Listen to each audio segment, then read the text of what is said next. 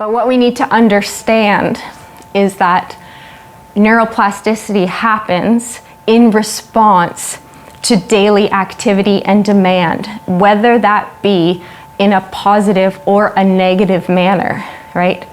So the motor patterns that our clients are using on a daily basis is what they're neuroplastically adapting to. And that could be recovery or that could be compensation. So they could be moving more towards typical motor behavior, or they could be moving further away, because the more they compensate or the more they develop atypical movement strategies, that's what they're neuroplastically adapting to.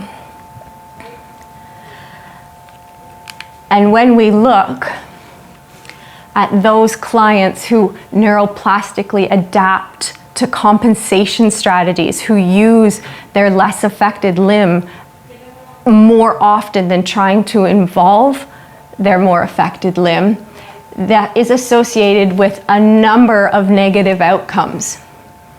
So the terminology of learned non-use, right? I hope that's something you're familiar with, whether it be from courses or within school.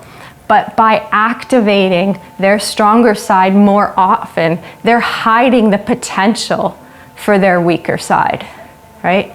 And so now not only are you faced with the impairments from the original lesion, but you're also faced with impairments from non-use and becoming weaker and sitting in a wheelchair, right? So you're kind of growing on the number of impairments that you have.